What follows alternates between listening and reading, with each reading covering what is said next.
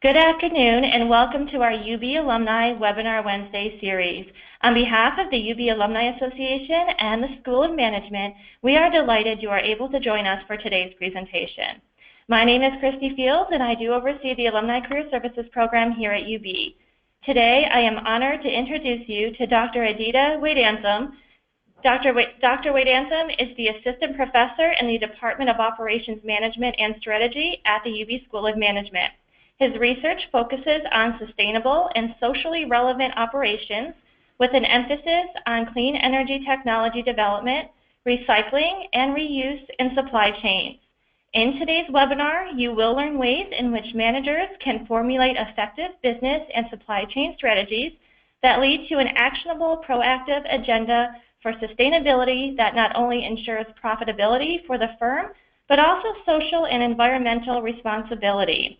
Dr. Vedantam will focus on the environmental impact of the extended supply chain that includes suppliers, third-party service providers and consumers, and take to a cradle-to-cradle approach that includes product design, raw material sourcing, manufacture, transportation and storage, consumer use, and eventual disposal and recycling. Concepts will be illustrated with real-world examples, insights from scholarly research, and some case studies. We will leave some time at the end of today's webinar for Q&A. If you do have any questions during the presentation, please submit them through the chat question box on your screen, the gray sidebar. Dr. Vedantam will also leave his contact information at the end of this presentation, giving you the opportunity to follow up with any additional questions that we do not get to during this presentation. With that said, it's my pleasure to turn it over to Dr. Aditya Vedantam. Thank you, Christy. Hello and welcome to this UB Alumni webinar. I'm Aditya Vedantam, Assistant Professor in the Operations Management and Strategy Department. I appreciate the opportunity to talk to all of you, and I look forward to any comments or feedback you have at the end of the session. As Christy just highlighted, I have a background in industrial engineering, and I did my PhD in operations management from Purdue. Just a couple of years back, I joined UB about 2 years back, and since then I have been teaching the undergraduate course on supply chain management here, and I also teach an MBA elective on sustainable supply chain management. So in this webinar, I'm hoping to sort of discuss a lot of the issues that I talk with my students in my supply chain and sustainability classes, and hopefully give you a broad overview of all that we cover. And I know there's a lot to cover, so if we are short and if there are some topics that you don't see and you would like to know more about, I'd be happy to answer any questions on that, or even answer questions by email if that works for you. A little bit about my research interests. So I work essentially in the area of sustainability and supply chain management. So I look at reverse logistics, where I look at different disposition decisions for manufacturers that include remanufacturing of used equipment. It also includes recycling and reuse of equipment. I've done a lot of work in this context with the glass industry, where sort of the concern is on taking back used glass containers and using them in manufacturing new glass containers, sort of with a high recycled content. I also do some work with the Critical Materials Institute.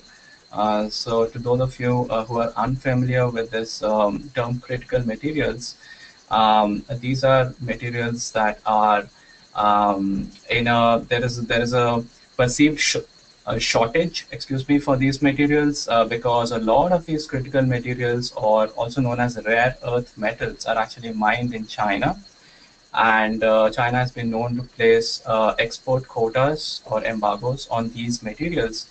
The reason they're so important to the sustainability area is because a lot of clean energy technologies, particularly wind turbines and electric vehicles, use these rare earth metals in their manufacturing. a scarcity or difficulties in availability of these materials could hamper the long-term energy independence of the United States in terms of encouraging green energy, for example, wind turbines and solar panels and things like that. So part of my research looks at how manufacturers can alleviate some of these concerns with relevance to electronics and, as I said, wind turbines. A third stream of my research looks at responsible disposition of electronic waste. I'm sure most of you are familiar with the growing issue with regard to the landfilling of electronic waste products and the worries around some of the chemicals used in these computers and electronic products, such as lead solder and things like that, seeping into the landfill and contaminating groundwater. My research tries to look at ways in which we can encourage third-party recyclers to actually reuse these used electronic products rather than simply recycle them. Because reuse is a more environmentally friendly option. It extends the life of the used product by a couple of more years, whereas recycling just destroys the embodied energy in these used electronic equipment. So that is broadly the research areas that I currently focus on. As I said, I also teach an MBA elective on sustainability and supply chain management. This semester, we have had several UB alums come to the class and talk to the students. And I'm hoping that through this webinar, I can reach out to all of you and to those who are interested in pursuing this or have a passion for sustainability. We would be happy to have you come and talk to the students. Maybe you can come down to UB and spend a day here and teach the students and head back to your respective companies. So, as I said, I'm going to give you a broad overview of what I teach in my class, and if we run out of time, I'd be happy to take any more questions at the end of the webinar. So usually when I start out the class, I show this picture to my students. So this picture shows the growth of municipal solid waste in the United States, right from 1960 to about 2013. One of the things that you see on the picture on the left, which shows the total municipal solid waste generation, and in the blue, and the orange shows the per capita generation of municipal solid waste, is that clearly there has been a rise in the last 40 years in the amount of municipal solid waste generated. On a per capita level, we also see a rise, but it has sort of leveled out in the last few years. So we are consuming a lot more, but the population has also been growing, so that can explain why this per capita consumption has sort of leveled out. More interesting is the picture on the right. So this shows the municipal solid waste that is recycled in the United States over the past 40 years. It's interesting, the percentage of recycling used to be about 6% odd in the 60s. That went up to about 10% in the mid 80s, and today it's about 34.3%. So there are a lot of opportunities with regard to increasing the recycle rate in the United States. It is still less compared to countries like Europe and several other countries, but there's still room for improvement. What I sort of highlight to my students is, if you look at this rise in the 85 from 9.6 to 10.1, there's a sudden steep increase in the recycle rate. Can any of you think of why there was this sudden increase in the recycle rate? It's almost like an inflection point in the mid 80s. The reason is there was an incident with the what is popularly known as the journey of the Mobro. To those of you unfamiliar with it, Mobro was a barge that set sail from New York City, containing a lot of the trash and other. There was a lot of material on that barge which could not be landfilled because it had potentially a lot of toxics and contaminants in it. So this barge set sail from New York City in '87. Unfortunately, none of the other states were willing to accept this barge for dismantling it and landfilling it in their own territory. So the Mopro was on a journey across the Atlantic for almost 40 days, and at the end of it, it had to come back to New York City, and it had to be incinerated. So this event sort of set in chain a motion of environmental consciousness across the United States, and that sort of led to a growth of increased consciousness with regard to recycling, and that led to that spike that you see there from 10% all the way to 30% that we have today. So the sustainability movement in the US has been triggered by these events. Mopro was one of them. If you were, since you were at UB, you might be familiar with the Love Canal disaster, which happened in 1978. Again, to those of you unfamiliar, Love Canal is a neighborhood in Niagara Falls, and it gained a lot of environmental notoriety when it was discovered that almost 21,000 tons of toxic waste had been buried under it. It led to a lot of environmental issues, and more than environmental, it led to a lot of health issues with regard to mental disorders and so on because of the toxic waste buried underneath. Love Canal had about 80 toxins seeped under it, and the federal government declared it to be the first federal disaster area due to the toxics under this, and it led to the EPS Superfund program. So many of these events, and I'm just highlighting two here, but there have been several events such as oil disaster, oil spills, and so on that have led to a growth in environmental consciousness across the world, actually. And that is what leads us to how companies, and I'm a strong believer that business is where most of the impact can be had in terms of making the world a better place.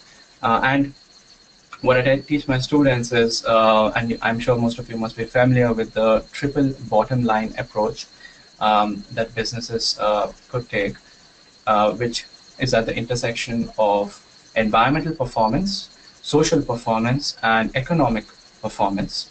And so all the three together actually leads to the triple bottom line approach. And it's also called the 3P approach because of its emphasis on profit, people, and planet.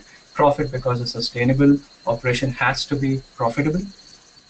People, the impact on the people is significant because businesses have several stakeholders, shareholders, employees who carry out the operations, their interaction with customers who actually use the product, and communities, which is also a key portion. So the people component is really key as well to this 3P approach. And the planet, because businesses need to make sure that the Earth's natural resources are used in the best possible way, and we don't face depletion. So businesses must focus on this 3P approach, and that's where supply chain management comes in, because supply chain management is really how a firm manages the flow and transportation of goods all the way from the raw material stage to the end user. And a good supply chain, a sustainable supply chain, not only ensures profits, but it also does reduce its impact on the environment. At the same time, it maintains competitiveness through meeting the customer needs. So you see here a definition for sustainable supply chain management that addresses all the three angles we saw about the 3P: the profit, the people, and the planet. Okay. So what we're going to do is I'm going to just give you a broad distinction of what is a traditional supply chain versus what is a green supply chain, and then we'll go into some of the details about what I teach in my class. Okay.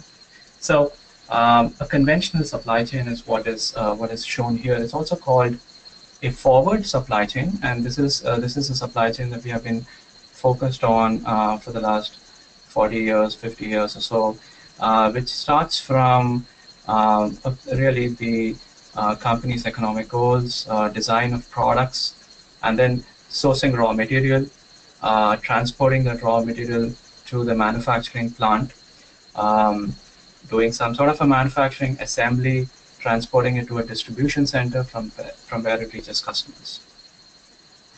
Unfortunately, the forward supply chain is very myopic in its view because typically the emphasis is only on getting the product to the customer.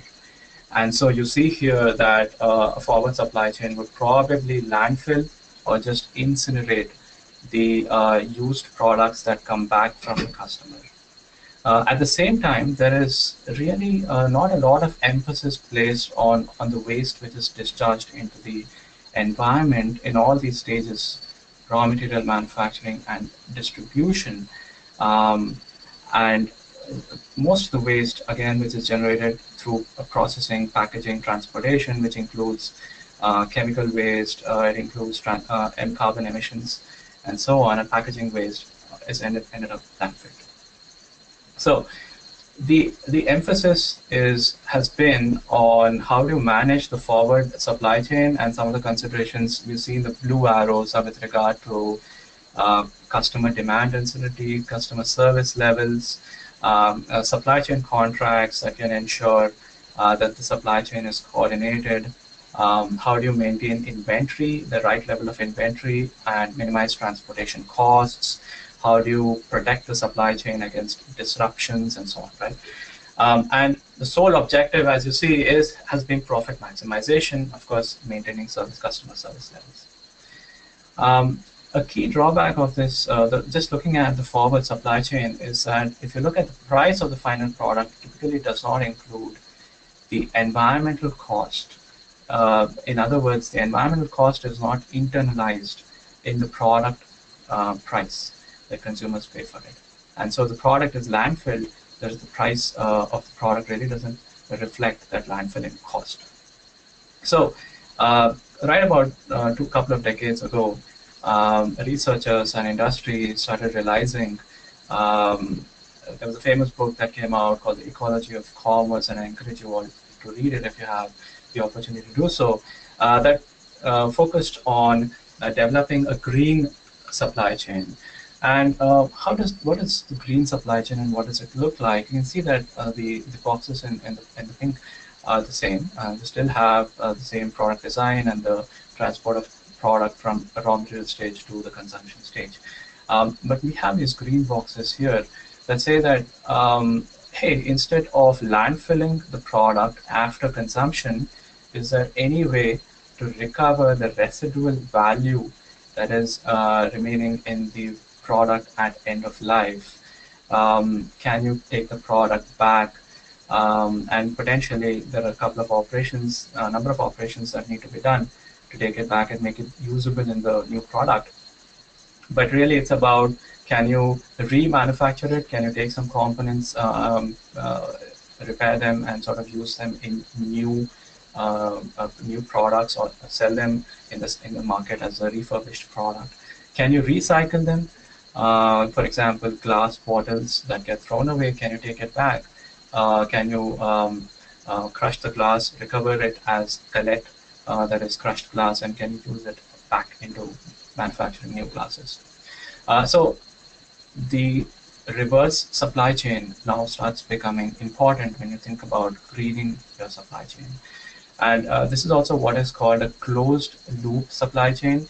So instead of just a forward supply chain, you're also bringing the product back. So in other ways, you're just closing the loop on that supply chain, right? There are other considerations as well. Can you design the products to be greener? Earlier in the traditional supply chain, you would design the product based on price, based on quality, based on material availability, and so on. But in the green supply chain, you're really looking at the entire life cycle of this product. And so if you were to look at potentially the disposal costs or the other toxics in the product, can you, with a life cycle analysis, minimize the life cycle impact? So a green supply chain really takes a systems view and it internalizes some of these environmental costs that we have talked about, and it turns them into sources of value. Waste is monitored, it's treated, it's reused, and it's reported in an environmentally responsible way by these companies, and that is what creates a green supply chain. So part of my emphasis in my course is that the green supply chain not only benefits the planet and the people component, but it also leads to financial benefit. Um, but I also give a disclaimer that the financial benefit may not result immediately. It might take a while before you see the returns. There might be an initial upfront investment, but in the long run, the investments do pay back from a green supply chain. Okay. These are some of the issues that I talk about in my class. Some of the aspects that this is just a sampling of topics that I usually cover in my supply chain class, and I'll discuss a few of these topics today. I know that I may not be able to get to all these topics and just do justice to all of them. But let's start with a game that I play in my class called the Fish Banks game that usually highlights the necessity to manage renewable resource stocks. Right?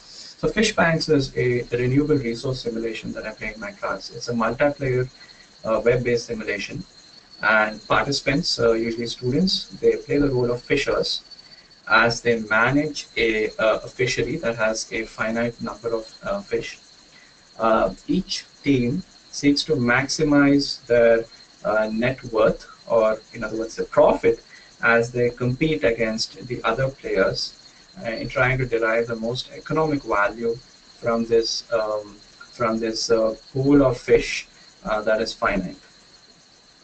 So participants, they build ships during the simulation, they buy ships, they decide where to fish, they negotiate with each other on the fish stock and things like that. And the objective with this simulation is to just provide them an opportunity to learn about the challenges of managing these renewable resource stocks in a common pool resources setting. A common pool, I mean resources which are available to all the players, and case in point is the fish stock in this game, which is available to all players. So usually when I start out the simulation, all the teams have initial number of boats allocated to them. There are plenty of fish in the ocean when they start out, and the teams are really gung-ho about going out and fishing and making a profit and so on. The trend sort of changes typically after the first few years of shipping, and here I have the results from one simulation that we had with a couple of teams that played the game this semester.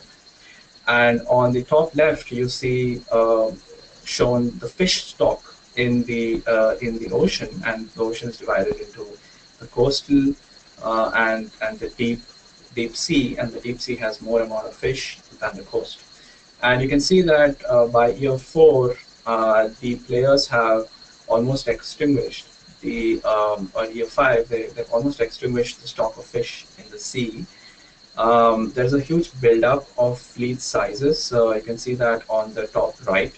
By year 8, the fleet size has reached about 300. The net recruitment and fish catch is shown in the bottom left, and that goes to 0, which basically goes to show that the amount of fish in the ocean is almost eliminated by year 7 or year 8, and as a result, most of the almost all of the ships in the sea, almost all the players end up with negative asset worth, and they end up with much less profits than what they started out with. So why does this happen? This happens because what is called the tragedy of the commons. Garrett Hardin, in a very seminal article in Science in 1968, postulated this theory of tragedy of the commons. And essentially, what the tragedy says is that in a common pool resource setting, case in point, the fish stock here, as each player is involved in maximizing his or her own profit, pursuing his or her own self-interest, the benefit for overfishing is accrues to the individual player, but the cost of overfishing is shared by all the players in the ocean because all the players bear the brunt of lower fish stocks, because of which the fish cannot reproduce enough, there's not enough regeneration, and eventually as each player maximizes his or her own self-interest, the fishery is depleted. So this is sort of a grim view where he says ruin is the destination towards all men rush, each pursuing his or her own self-interest. But it provides a stark, it highlights a stark point, which is that renewable resource stocks, for example, fish, fresh water, forests, clean air, and so on, they're reduced by extraction. And there are significant side effects of economic activity which need to be taken into account. So I use this to highlight to the students what it means to be sustainable. Sustainability means you want to make sure that the resource extraction and degradation should be balanced by regeneration and renewal. So in the context of this, in this game, we want to make sure that the rate at which fish are caught or in that ocean is less than the natural rate of renewal or regeneration of this fish.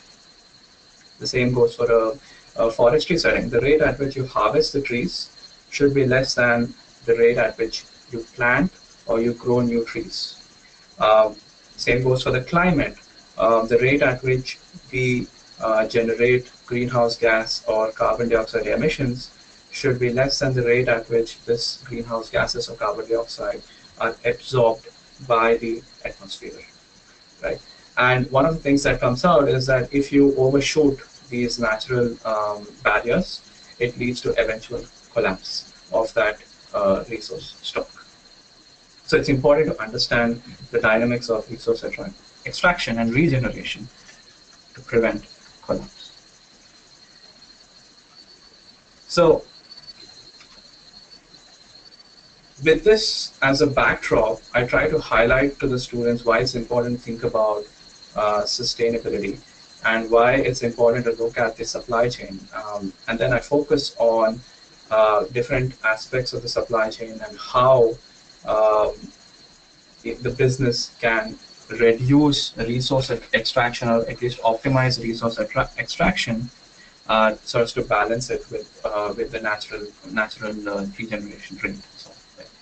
So I'm going to start with the EPA's waste hierarchy. The EPA has this waste hierarchy which says companies can reduce, they can reuse, they can recycle, recover, or landfill and incinerate the product. So these are the various options that companies have at the end of the product's life. And clearly the most preferred option is to reduce the product, so design the product so as to have lesser material in the first place. The next best option would be to reuse it. For example, the reusing the glass bottles example that I just mentioned. You can recycle it, and recycling is not trivial in some cases because products are not always designed so that they can be recycled in the best possible way.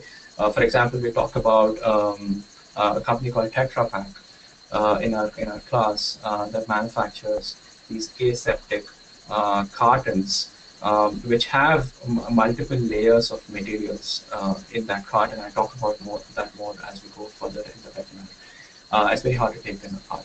So recycling can be a challenge. Landfilling is the least preferable option clearly, but there are options before landfilling. Just this semester we had some executives from Covanta visit the class and talk to the students. Covanta is a waste to energy firm it takes organic waste and different all sorts of waste and this incinerates it. But if the incineration is done in an environmentally responsible way without allowing the toxics and the contaminants to seep into the atmosphere. Incineration in this case could be with energy recovery could be better than landfill. So that's an option as well.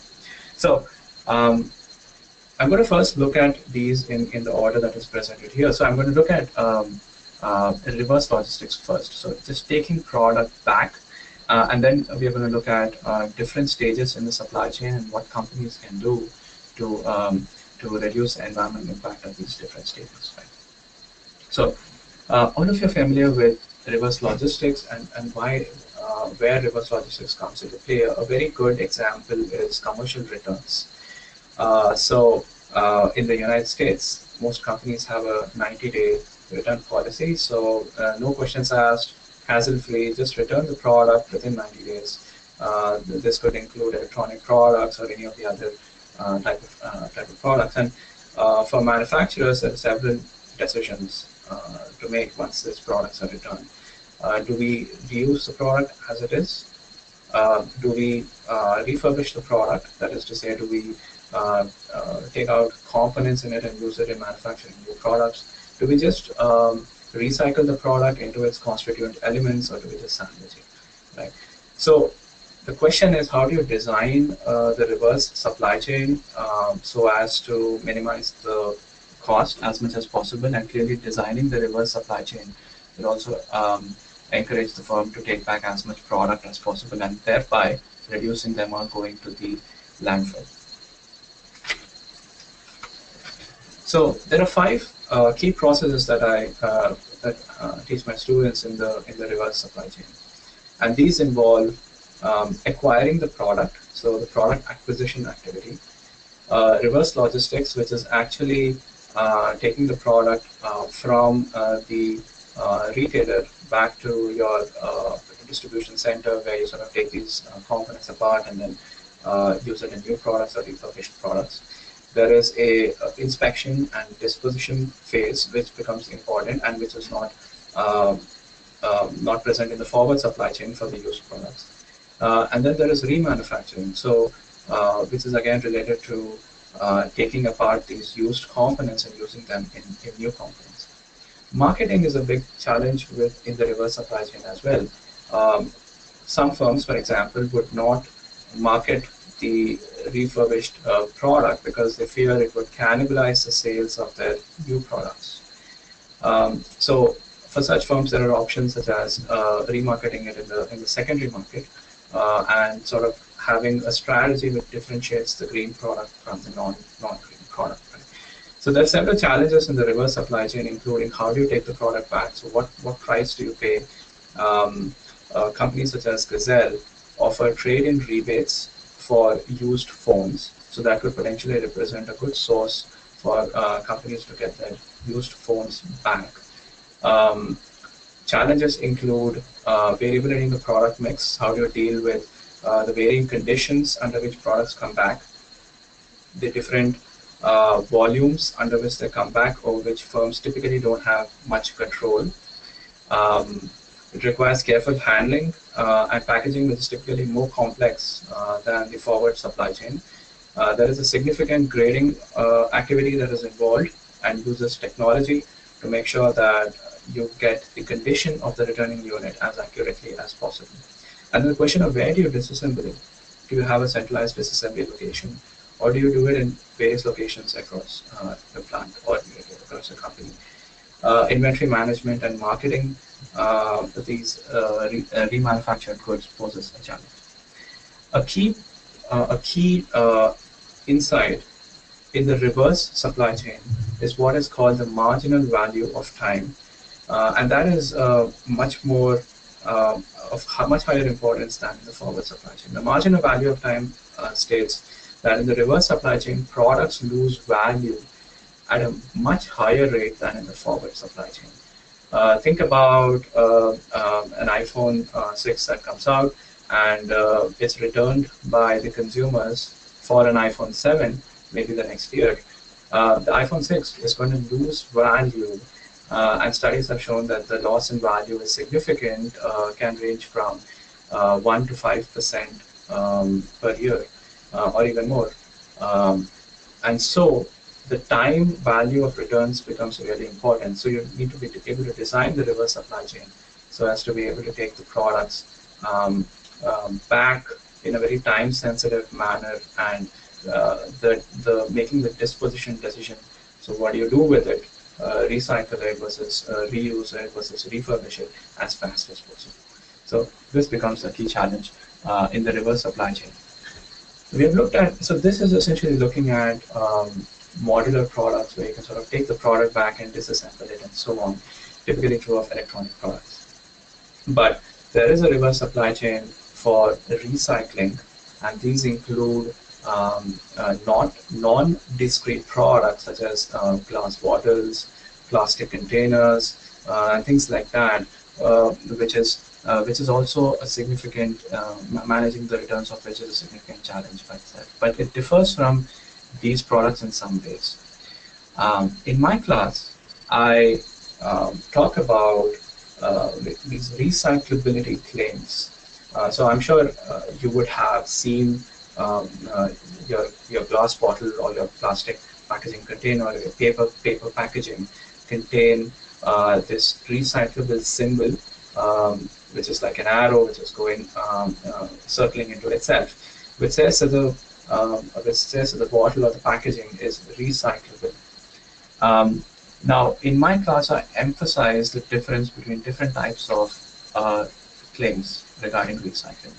The first, as you see here, is these recyclable claims, and they simply say that there is a collection infrastructure, a municipal collection infrastructure for these glass bottles. So what that means is you would have a recycling bin in your community where you can go and dump these used bottles or used packaging, and the municipal collection truck will come and pick it up, and then it will go to a sorter, and it will go to a material recovery facility where then it will end up at a manufacturer.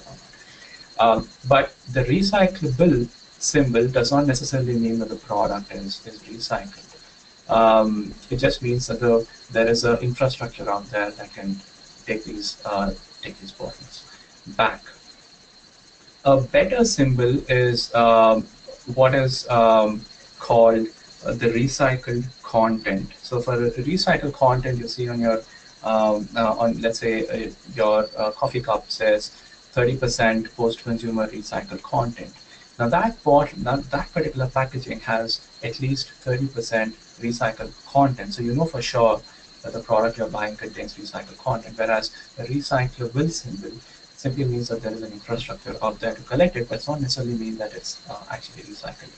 So, so I try to emphasize the differences between recyclability, recovery, and recycled content in my class, which is of importance to the reverse supply chain, because typically consumers might make decisions based on these recycling symbols. Now, the reason I bring this up is because when I talked about packaging, it's not always it's not very obvious why packages are not always recyclable or why they're not recycled. So this is an example of some packages I'm sure you would have seen in your supermarket when you go buy milk. These are poly-coated cartons. There are two types. There is a shelf stable one, which is typically used to hold milk, which is non-refrigerated. Tetra Pak is a prominent manufacturer of these kind of cartons. Then there are these refrigerated or gable-top cartons that you will see, which is there in the frozen section of the supermarket. Now, if you look at the composition of these poly-coated cartons, you can see on the pictures on the far right, both the shelf-stable and the refrigerated cartons have multiple layers of materials in the packaging themselves. So you have a layer of polyethylene, and then you have a layer of paper for stability, and then you have a polyethylene coating. You might have aluminum in the shelf-stable carton. They use aluminum to prevent light from getting into it, or odor and oxygen protection and so on. So the product inside remains stable for a long time. And then there is a polyethylene in the outer layer as well. So the design of the packaging itself has several layers of materials, and that's what makes it so difficult in some cases to segregate it up. And that creates one of the challenges with regard to the reverse supply chain for these cartons. This figure actually shows you that maps out the end-of-life supply chain for cartons, which is very different from the electronic supply chain that we have seen earlier, because firms may have some control over taking the refurbished products back. But for these packaging products, most of the collection actually happens in the communities. So the municipalities are responsible, and in many cases they have this single bin versus two bin collection system. Single bin meaning all your recyclables like glass, paper, plastic, all of it goes into a single bin, whereas sometimes you can have separate bins, one bin for glass, one for plastic, and so on. And then it goes to material recovery facilities or sorters who separate out these different glass and plastic streams. In some cases, they're exported. In some cases, they are sold to downstream paper recycling mills via brokers, and which then go into manufacturers. For example, paperboard. We use these used cartons in making new cartons. In some cases, they are landfilled. So what I emphasize to my students in this reverse supply chain is really that there are so many different players in the reverse supply chain for these cartons, and certainly for other materials like glass and plastics as well. And that makes it a challenging supply chain to manage. Some of the key issues involve contamination. So if you mix, and this is a thing that we also I try to emphasize to my students, that anytime you have liquids in the recycling bin, it makes it much harder to recover the value. So, for example, paper gets wet, the packaging is not recyclable anymore. It cannot be separated out, and therefore it ends up in the landfill. So it comes down to consumer behavior in terms of how whether the consumers are educated about which materials can be recycled or not.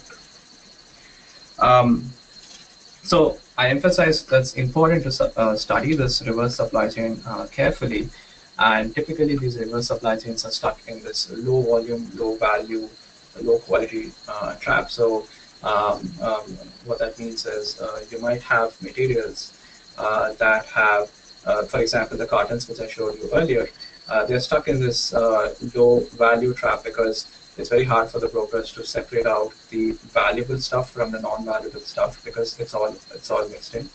And therefore, there is not enough incentive for these recycling mills to actually take this product, and brokers to buy this product in the market for recyclables. And because there is no incentive, they're stuck in this low volume trap where municipalities will not take this used carton, and therefore there's a low volume, and so they're constantly stuck in this trap, and end up being landfilled. One of the things I've emphasized in the case of Tetra Pak is that many communities, municipal communities, Tetra Pak has reached out to municipalities to try to encourage them to start taking back used cartons. And so today, several communities, and your community might be one, which takes back these used cartons in the recyclable bin. Okay.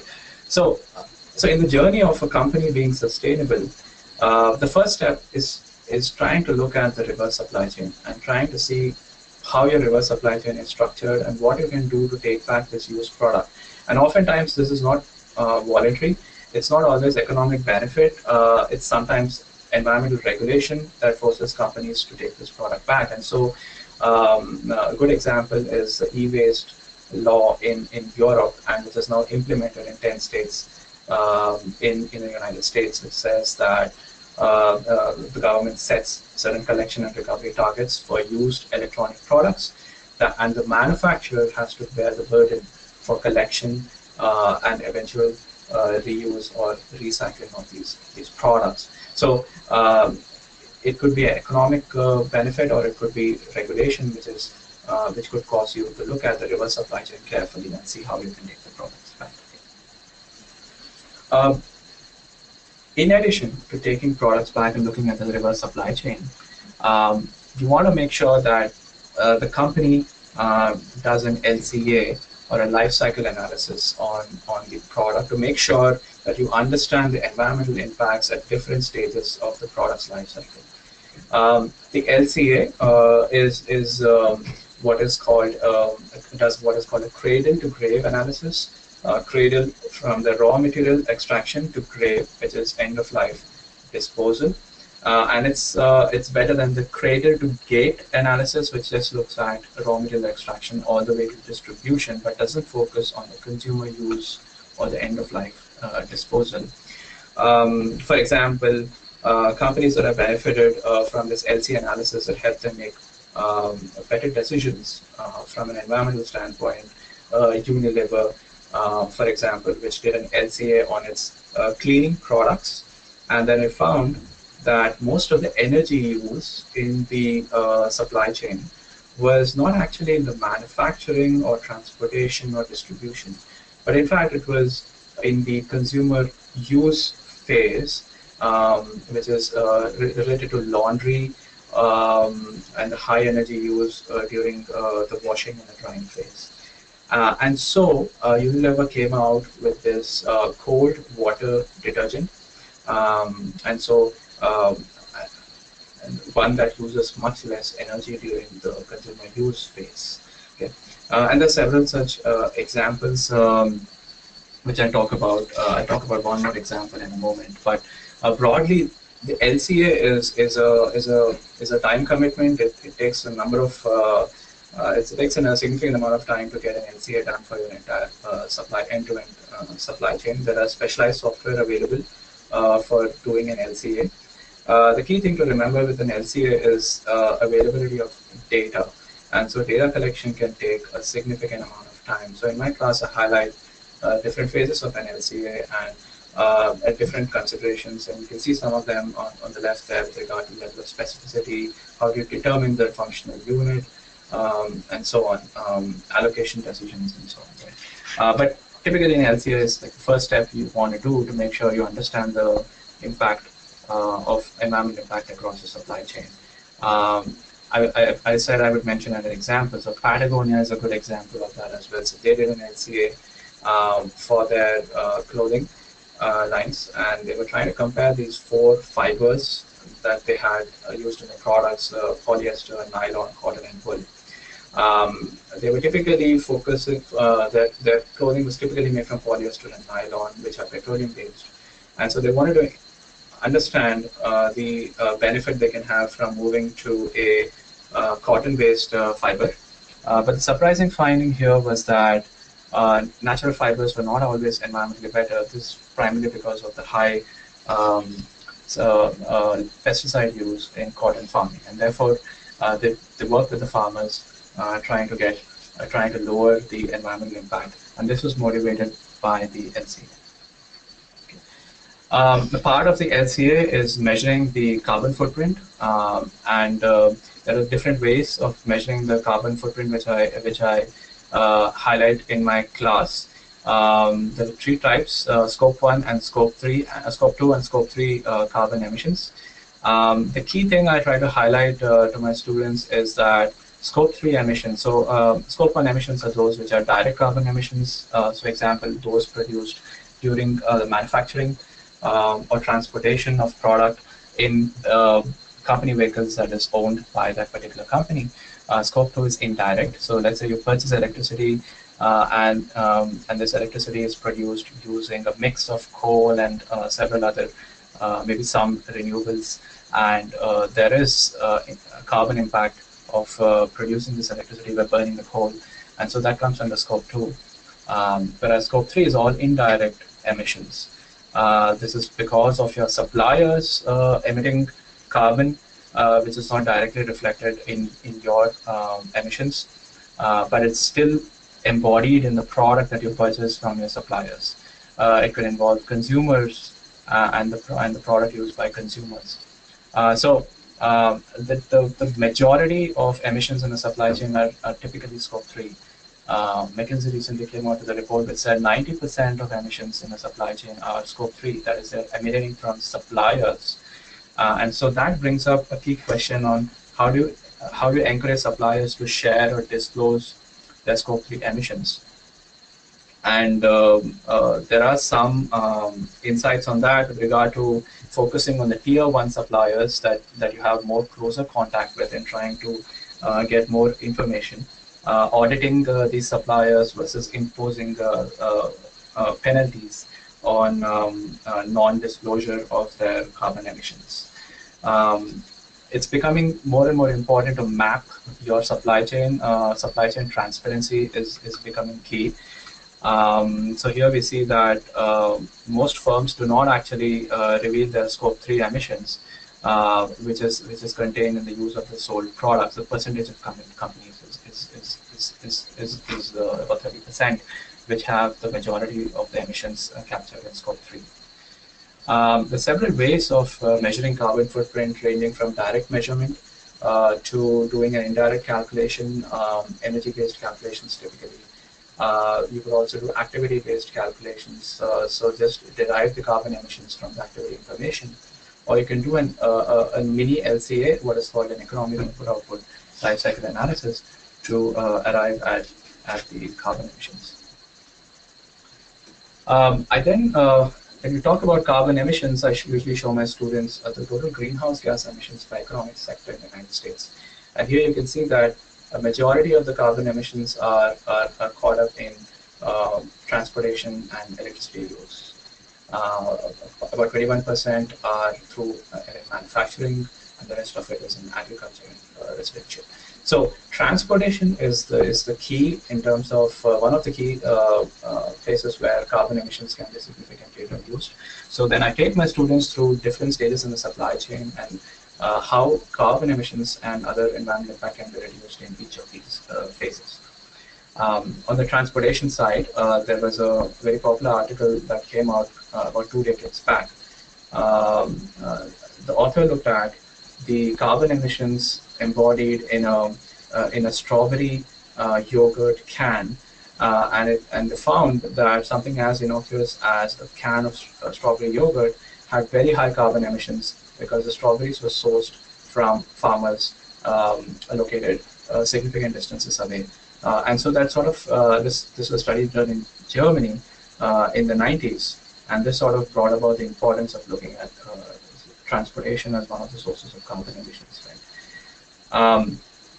I look at various logistics strategies that companies can adopt, and the typical ones include reducing the distances of travel, shifting modes of transportation, planning the roads carefully, adopting fuel-saving technology. But a sort of key question that we try to address is where should the carbon savings from transportation come from? Is it mostly from companies, or do consumers also have a role to play? And so I cite this study which looks at asking the question whether a carbon tax, we don't have a carbon tax in the United States currently, but the study looks at if we did have a carbon tax, can it incentivize retailers to internalize the price of carbon, and do any of these decisions change? So primarily the study was looking at, hey, if you look at these big box retail stores, are they really beneficial from a carbon impact perspective? Because if you have big box retail stores, you have inventory savings because of energy savings from storing large amounts of inventory in a single location. But you have potentially also lower amount of consumer travel, but you have a greater travel from the manufacturing side, the distribution cost, and the environmental impact of delivering it to these retail stores. Whereas small mom and pop stores, you probably would have lower consumer travel, but you would also have lesser inventory economies from these mom and pop stores. So this paper actually looked at the supply chain for the retail store network and asked a question,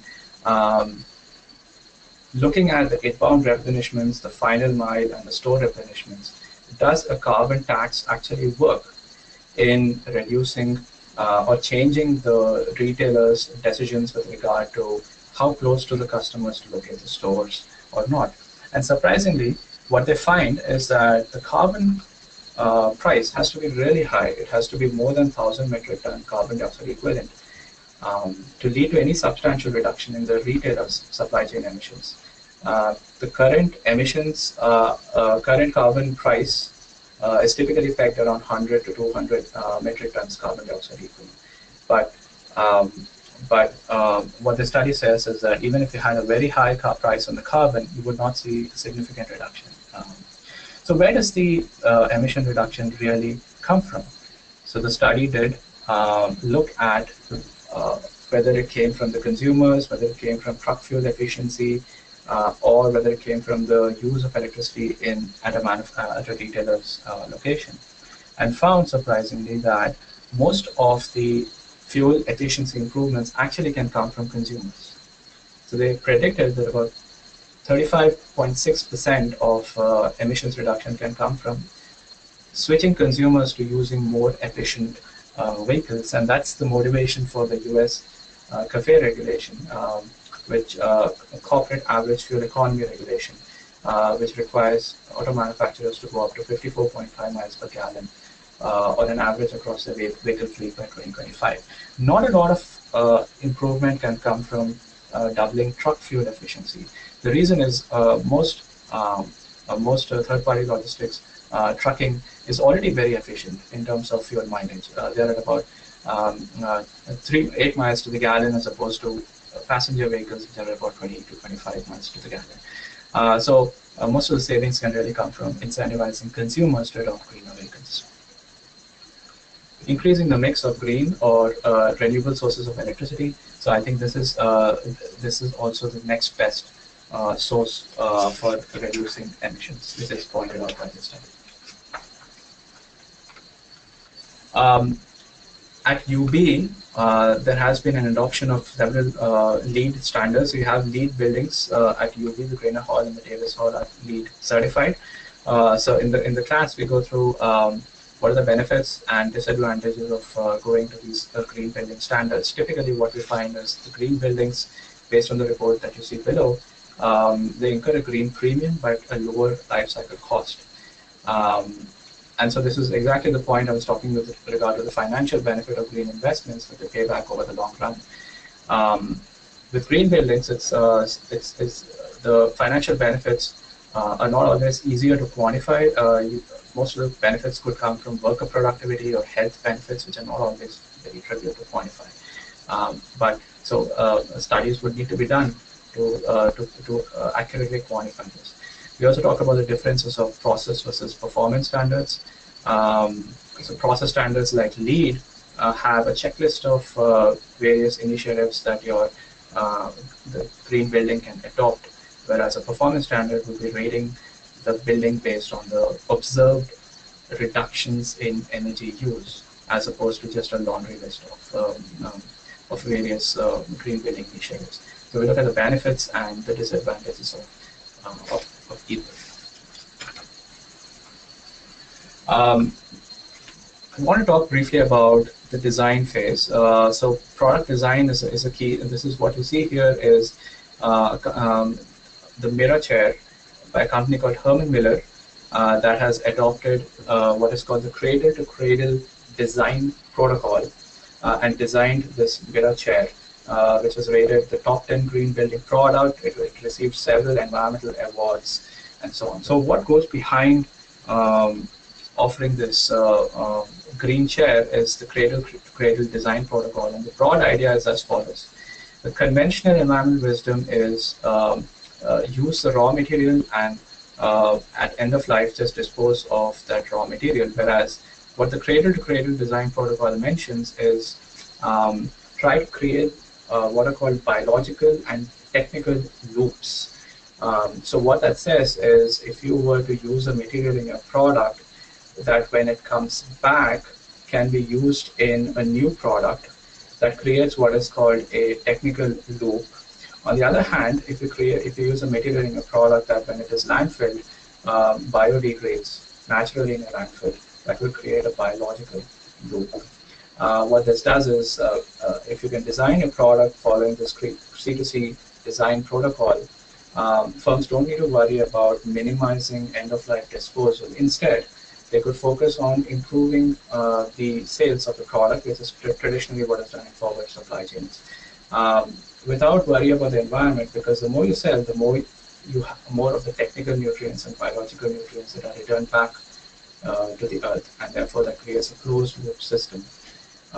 So the C2C design protocol looks at some of these aspects. Right? What the C2C design protocol does is look at different aspects of a product design process, focusing on materials assessment, disassembly score, and recyclability.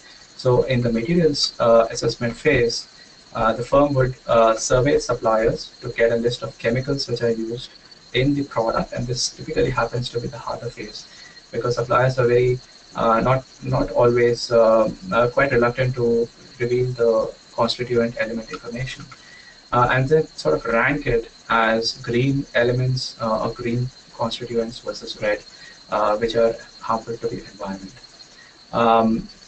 Then look at the disassembly. Can the product be separated easily? Does it take less amount of time for a disassembler to just take this product apart? Does it take less than 30 seconds? How much recycled content is there in the product? Is there an infrastructure for actually collecting this and bringing it back? Right. So these are some of the considerations that go into the design process, especially focused on sustainable design. And there are a lot more. In the interest of time, I'm not going through all of them, including design for manufacturability, design for recovery, design for remanufacturability, and so on. We're almost coming to the end of the webinar. One of the things that I talk about with my students is the sourcing phase. Here we talk about Unilever and how they partnered with the Rainforest Alliance certification. Unilever has a goal to certify all its agricultural inputs as 100% sustainably sourced. So we ask the question, under what conditions does it make sense to implement sustainable practices in this large-scale agricultural supply chain? And are consumers really willing to pay more for sustainably sourced products?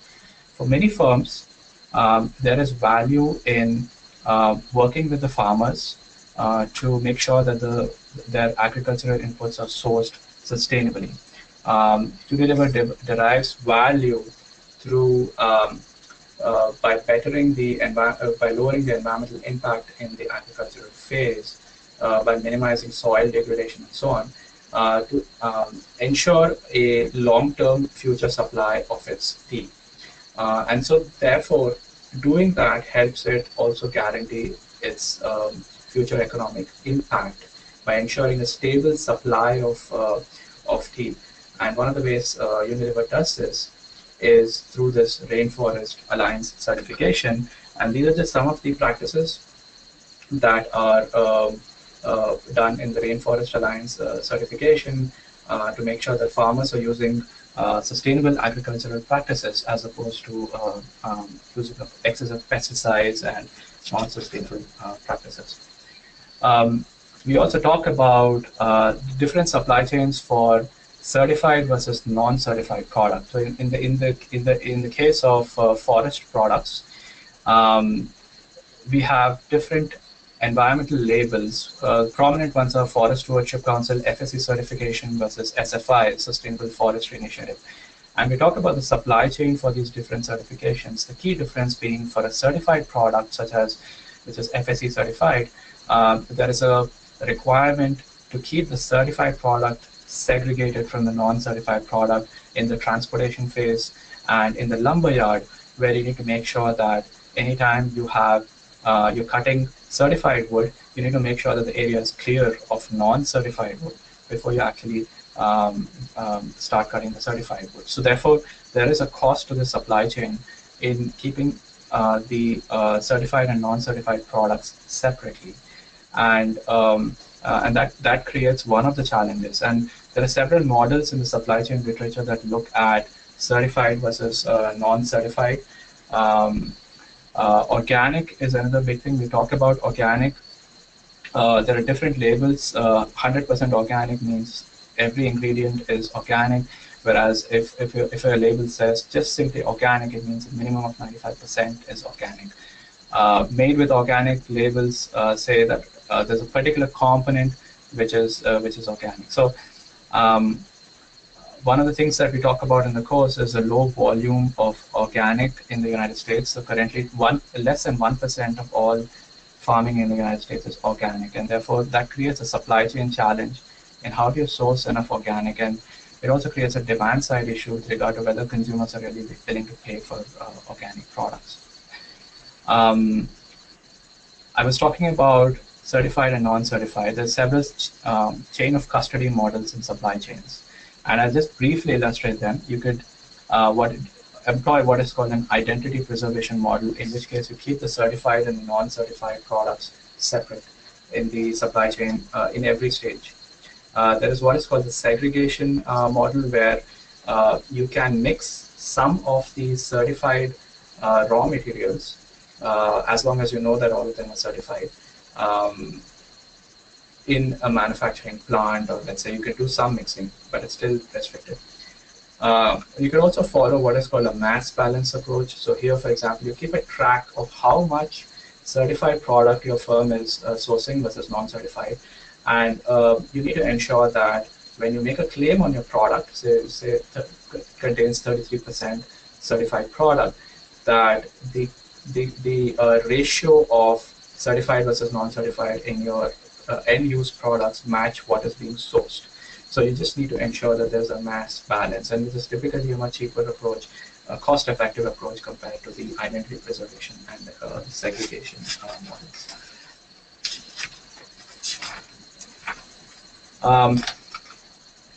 I try to end my course by looking at environmental differentiation strategy, which is should your firm offer a green product and a non-green product, or should it offer only a green product or only a non-green product? And here we find studies have found that there are several requirements for successful product differentiation. The key being you have to find a willingness to pay among consumers. Establish credible information, for example, using of credible third-party labels to establish the environmental attributes of the product. And is your green product, is the innovation imitatable by the competitors? Sort of, if you can find all these three conditions, that is, you have a willingness to pay, you have a credible eco-label, and the innovation is defensible, it makes sense to offer green and a non-green product. And there are several examples of companies that have both these green and non-green products in their product offering. Lastly, I emphasize to the students and that we have what is called a product-based service, product-based systems, which is we actually use the products, and then at the end of the product's life, simply dispose of it. But a new sort of a business model, an innovative business model to think about is servicization, or product as a service systems. And this is a quote by McDonough and Bronegard, who were the brainchild behind the cradle-to-cradle design protocol, who say that we don't really buy products such as cars, televisions, carpeting, computers, and refrigerators. What we really buy is the service or the utility we get out of using that car or the television. So wouldn't it be great if you could just buy the service, which involves a leasing business model, and at the end of the product's life, just return it back to the manufacturer. So this way the manufacturer has control over the end of life, and the consumer gets the utility. So I try to encourage the students to think about different companies that have adopted this. So Xerox has a leasing program for its photocopiers. At the end of the product's life, it just comes back to Xerox. Interface is a very innovative carpet manufacturing company that has modular tiles, and you see that on the top left. They actually have modular tiles in its carpets, so they can selectively replace the tiles that are that go defective or that could go bad because of overuse. Let's say replace only the tiles which see a lot of heavy traffic, walking traffic during the day. And so Interface offers this long-term leasing contract where consumers can sort of sign a leasing contract, and at the end of the product's life, the carpet is returned back, the tiles are returned back to Interface to be reused and recycled into new products. A couple of challenges with that. We talked about whether leasing is really greener than selling, and there are arguments both for and against, and for being it promotes reuse.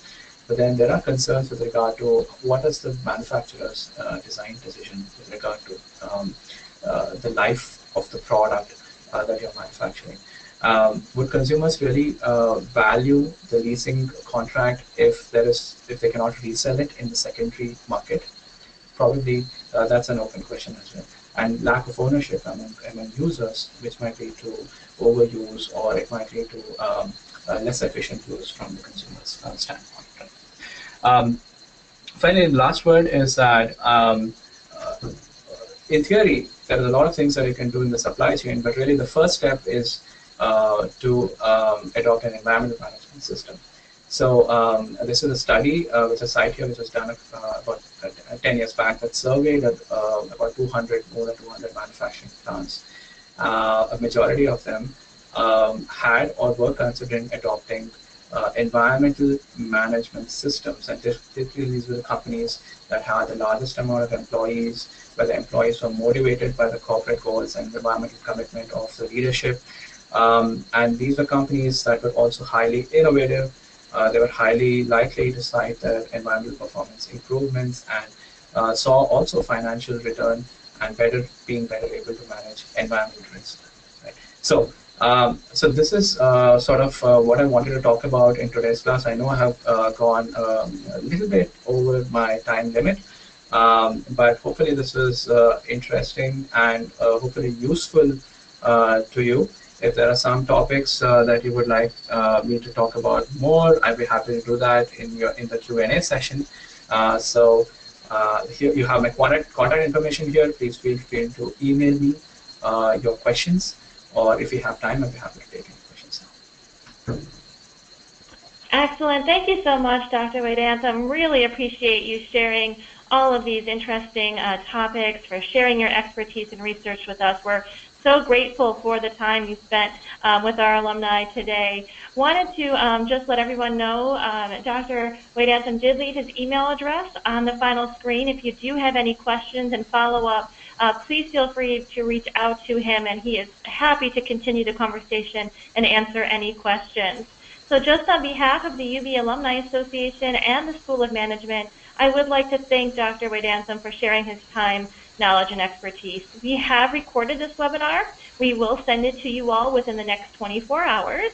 And also, please save the date for Wednesday, May 12th, as University at Buffalo archivist Amy Viles will share how university iCards are the repository of the historically valuable records of the State University of New York at Buffalo and its predecessor, the University at Buffalo.